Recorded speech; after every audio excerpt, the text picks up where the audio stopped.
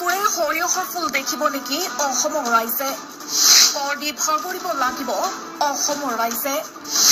কিয়নো 1 এপ্ৰিলৰ পৰা ৰাজ্যত বৃদ্ধি পাব পৌৰ কৰ বিদ্যুতৰ কৰ টুল কৰৰ লগতে ঔষধৰ দাম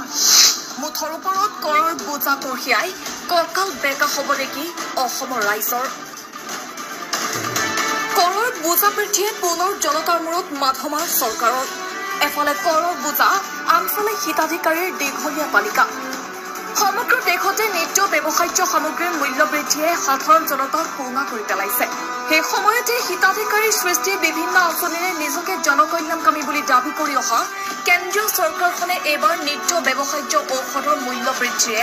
জনতাক ৰামটাঙত বোধাবলৈ সাজু হৈছে এপ্ৰিল মাহৰ প্ৰথমটো দিনৰ পৰাই মহঙা হৈ উঠিব জীৱনদায়িনী ঔষধ চৰকাৰ ইতিমধ্যে ঔষধ কোম্পানীসমূহক বাৰ্ষিক পাইকাৰী মূল্য সূচক অৰ্থাৎ হোলচেল প্ৰাইচ ইণ্ডেক্সৰ পৰিৱৰ্তনৰ সৈতে সামঞ্জস্য ৰাখি ঔষধৰ দাম বৃদ্ধি কৰাৰ অনুমতি দিবলৈ সকলো প্ৰস্তুতি সম্পূৰ্ণ কৰি তুলিছে ৰাষ্ট্ৰীয় ঔষধ মূল্য নিয়ন্ত্ৰণ কৰ্তৃপক্ষই প্ৰকাশ কৰা এক তথ্য অনুসৰি ঔষধৰ বাৰ্ষিক পাইকাৰী মূল্য সূচকক বিগত বছৰৰ জানুৱাৰীৰ পৰা চলিত বৰ্ষৰ জানুৱাৰীলৈকে 12.12% পৰিৱৰ্তন হোৱা বুলি জানিব পৰা গৈছে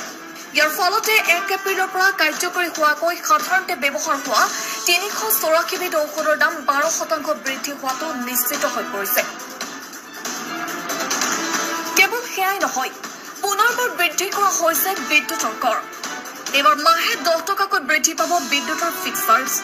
1 এপ্ৰিলৰ পৰা ৰাজ্যত কাৰ্যকৰী হোৱাকৈ অসম বিদ্যুৎ নিয়ামক আয়োগে নিৰ্ধাৰণ কৰিছে নতুন মাচুল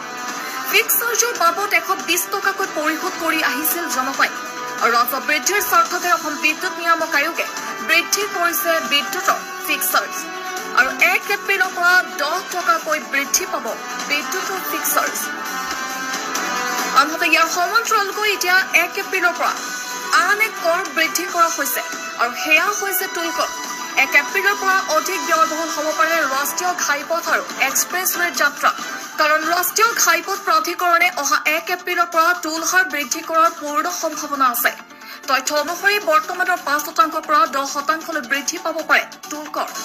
ৰাষ্ট্ৰীয় ঘাইপথ মাচুল অধিনিয়ম 2008 অনুসৰি 1 এপ্ৰিলৰ পৰা কাৰ্যকৰী হোৱাকৈ প্ৰতি বছৰে মাচুলৰ হাৰ সংশোধন কৰিব লাগিব প্ৰয়োজনীয়তাৰ ওপৰত নিৰ্ভৰ কৰি নিৰ্দিষ্ট টুল সমস্যাৰ ওপৰত নিৰ্দিষ্ট সিদ্ধান্ত সময় লোৱা হৈছে লাভ কৰা তথ্য অনুসৰি যাত্ৰীবাহী আৰু লঘু বাহনৰ টুলৰ হাৰ 5% বৃদ্ধি পাব আৰু মালবাহী গধুৰ বাহনৰ টুল 10% বৃদ্ধি পাব উল্লেখযোগ্য যে টুল গেটৰ পৰা 20 কিলোমিটাৰ দূৰত্বৰ ভিতৰত বাস কৰা লোকসকলৰ ক্ষেত্ৰত কম হাৰত মাহিলী পাছ দিয়াৰ ব্যৱস্থা আছে যদিও মাহিলী পাছৰ সুবিধাও 10% বৃদ্ধি পোৱাৰ সম্ভাৱনা আছে ৰাষ্ট্ৰীয় ঘাইপথ মাচুল অধিনিয়ম 2008 অনুসৰি টুল প্লাজাৰ এক নিৰ্দিষ্ট দূৰত্বৰ ভিতৰত বাস কৰা লোকক টুল ৰেহাই দিয়াৰো কোনো ব্যৱস্থা নাই অৱশ্যে 2022-23 বিত্তীয় বৰ্ষৰ বাবে প্ৰতি মাহে 315 টকাৰ হাৰত টুল প্লাজাৰ পৰা 20 কিলোমিটাৰ দূৰত্বত বাস কৰা লোকসকলে নিজৰ ব্যক্তিগত বাহনৰ বাবে পাছ লাভ কৰিব উল্লেখ্য যে ৰাষ্ট্ৰীয় ঘাইপথ প্ৰাধিকৰণে অসমৰ 9খন টুল গেটৰ পৰা কৰ সংগ্ৰহ কৰি আছে কিন্তু অসমত বিগত 3 বছৰত মাত্ৰ 23 কিলোমিটাৰ পথে নিৰ্মাণ কৰা হৈছে আনহাতে 2022-23 বিত্তীয় বৰ্ষত সমগ্ৰ দেশতে 3739 কিলোমিটাৰ ৰাষ্ট্ৰীয় ঘাইপথ নিৰ্মাণ কৰা হৈছে মুঠৰ ওপৰত সমগ্ৰ দেশতে নিত্য ব্যৱহাৰ্য সামগ্ৰীৰ মূল্য বৃদ্ধিয়ে সাধাৰণ জনতাক কোঙা কৰি পেলোৱাৰ সময়তে বৃদ্ধি পোৱা টুল কৰ পৌৰ কৰ জীৱনদায়িনী ঔষধৰ মূল্য বৃদ্ধি আৰু বিদ্যুতৰ কৰ বৃদ্ধিয়ে এতিয়া বাৰুকৈ চিন্তাত পেলাইছে সাধাৰণ জনতাক